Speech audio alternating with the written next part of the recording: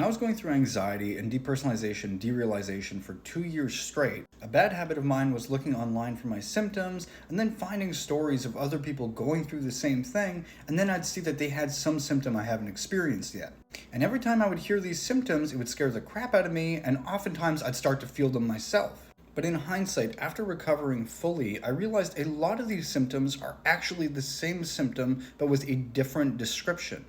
For instance, feeling like you're going to lose control, or feeling like you're in third person. I'm sure a lot of you have seen the graphic of a little man in the brain controlling the body, and people describing as though their life doesn't feel real, or that they're literally looking at themselves from third person. But most of these sensations are actually the same symptom. It's the symptom of disconnection. It's the same symptom, for instance, if I'm speaking and it doesn't feel as if it's me speaking, or when you walk or look at your hands and you feel somewhat disconnected from them. The difference, however, is the way people interpret the symptoms and then describe them online. So what one person might label as brain fog or disconnection, another person might label as seeing their life through third person, like that little visual, or that their life is like a video game, or that they're in an alternate dimension. And when you're in a sensitized state, hearing these different descriptions of the same symptom can terrify you, making you think that you might have some other symptom coming up in the future.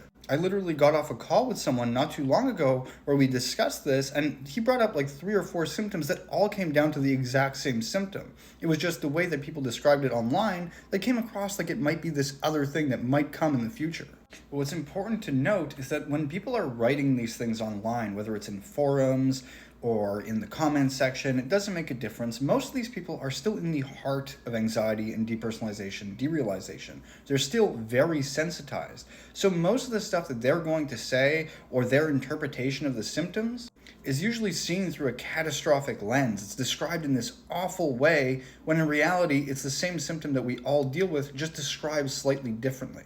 And at the end of the day, all of these symptoms are part of the fight, flight, freeze response. They're part of the natural human stress response, meaning their purpose is literally to protect you. So when you think logically, does it make sense? Would it logically make sense for us to literally see ourselves like a video game from third person? No, that's not even biologically possible. At least in the case when you're dealing with anxiety and nervous system sensitization. But it's just important to remember, most of the stuff that you read online, most of these people that are still stuck in anxiety, DPDR, talking about it, they're going to make it sound catastrophic because they're still scared of their symptoms and speaking through the lens of fear. So if you see these symptoms or descriptions that sound insane and terrible, try and take it with a grain of salt. Because most of the time, these symptoms are being described by people that are completely misinterpreting them and seeing them through the most catastrophic way possible